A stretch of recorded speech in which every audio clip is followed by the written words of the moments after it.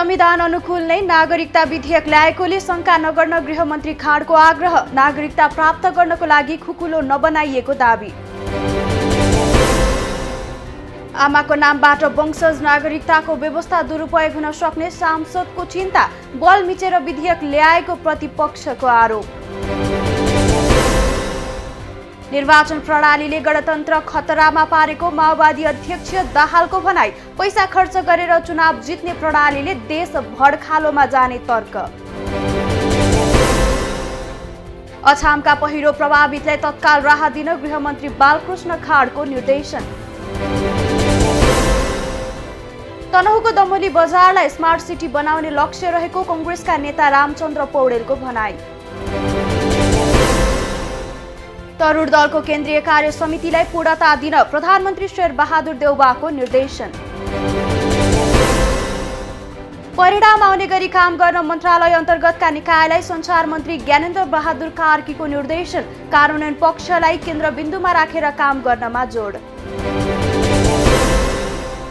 नागरिकता सम्बन्धी विधेयक अल्पमतको विचार लागू हुने गरी ल्याइएको माओवादीका नेता नारायण काजी श्रेष्ठको टिप्पणी।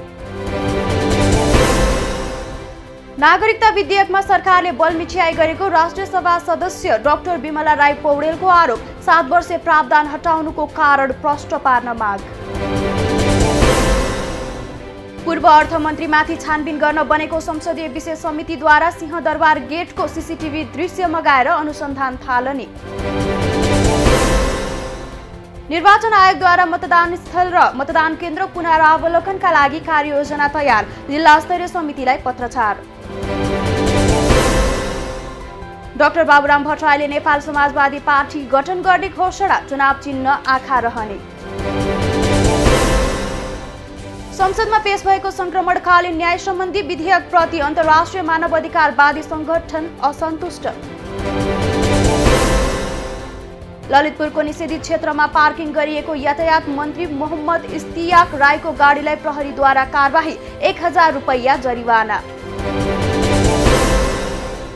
आज साउनको दोस्रो सोमबार शिवालयमा भक्तजनको घुइँचो। शिवको पूजा आराधना एवं दर्शन गर्नाले मनोकामना पूरा हुने विश्वास। पहिरोले घर पुरिँदा अछामको तुर्माखानमा 3 जनाको मृत्यु, 1 जना घाइते। पाल्पामा भएको बस दुर्घटनामा मृत्यु हुने सबैको पहिचान खुल्यो। दुर्घटनामा 16 जना घाइते, 2 जनाको अवस्था गम्भीर। जुम्लामा जंगली च्याउ खाँदा एकै घरका 5 जना बिरामी। जंगली च्याउको जथाभावी सेवन नगर्न आग्रह।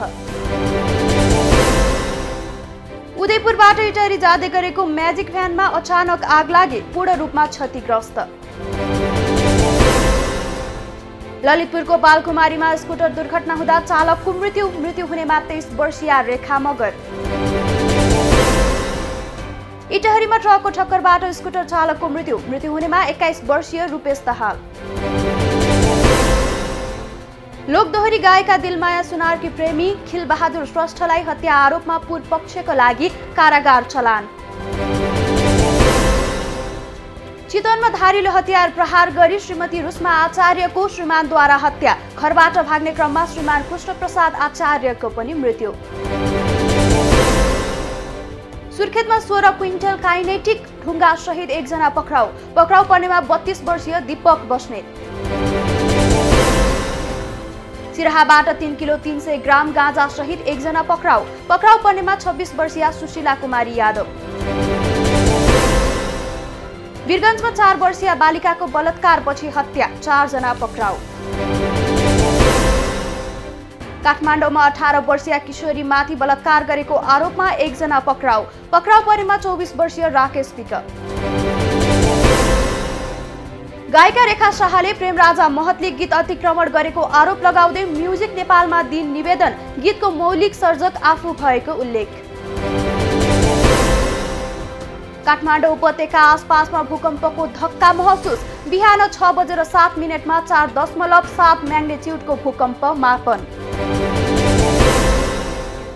आयल निगम गत आर्थिक वर्षमै 55 अर्ब रुपैयाँ घाटामा। गत वर्षको नोक्सानी अहिलेसम्मकै उच्च भएको तथ्याङ्क।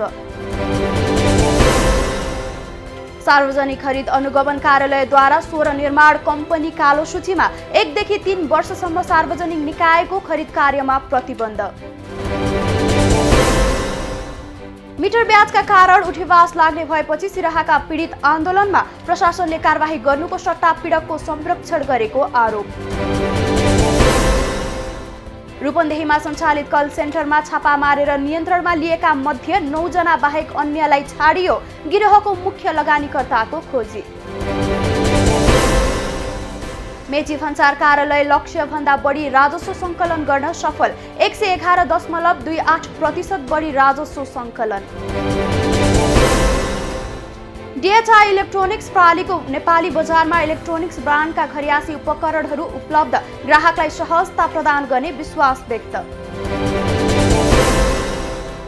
बुटोल फर्निचर उद्योग संघद्वारा निशुल्क आँखा शिविर सम्पन्न। फर्निचर तथा फर्निसिङ महासंघको 7औं स्थापना दिवसको अवसरमा शिविर सञ्चालन गरिएको जानकारी। सोल्टी होटल र सिडी फाउन्डेसन बीचको सहकार्यमा आयोजित 10 दिने इन्डियन फुड फेस्टिभल सम्पन्न। प्रतिबन्ध लाग्दा पनि 3 अर्ब 71 करोड मूल्यको मदिरा नेपालमा आयात। गत वर्षको कुल मदिरा आयात भन्दा 1 अर्ब 6 करोड 8 लाख रुपैयाँले बढी। नेपालमा 1 वर्षमा करिब 41 अर्बको मोबाइल आयात। गुणस्तरीय स्मार्टफोनको माग बढ्दो। मन्दाकिनी हाइड्रो पावरद्वारा सर्वसाधारणका लागि प्रारम्भिक शेयर IPO बिक्री खुला। साउन 12 गतेसम्म आवेदन दिन सकिने। सुनको मूल्य तोलामा 100 रुपैयाँले घट्यो। प्रति तोला 94,400 रुपैयाँमा कारोबार।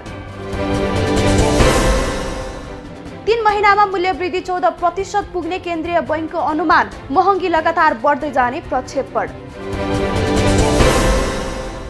नेप्से 54 अङ्कले बढेर 2132 अङ्कमा। कारोबार रकम पनि बढेर 4 अर्ब 10 करोड रुपैयाँमा पुग्यो। भारतीय राष्ट्रपति द्रौपदी मुर्मुद्वारा पद तथा गोपनीयताको शपथ। राष्ट्रका नाममा सम्बोधनसँगै पदभार ग्रहण। भारतमा पछिल्लो 24 घण्टामा 20,000 भन्दा बढीमा कोरोना संक्रमण पुष्टि। 36 जनाको मृत्यु। टेस्लाका मालिक मस्कद्वारा गुगल कम्पनीका सह-संस्थापक ब्रिनकी पत्नीसँग आफ्नो सम्बन्ध रहेको भन्ने दाबीको खण्डन। भ्रामक सामग्री प्रकाशित गरेको आरोप। दक्षिणी जापानमा ज्वालामुखी विस्फोट भएपछि स्थानीयलाई घर छोड्न आग्रह। ज्वालामुखीको धुवा करिब 300 मिटर उचाइसम्म पुगेको जानकारी।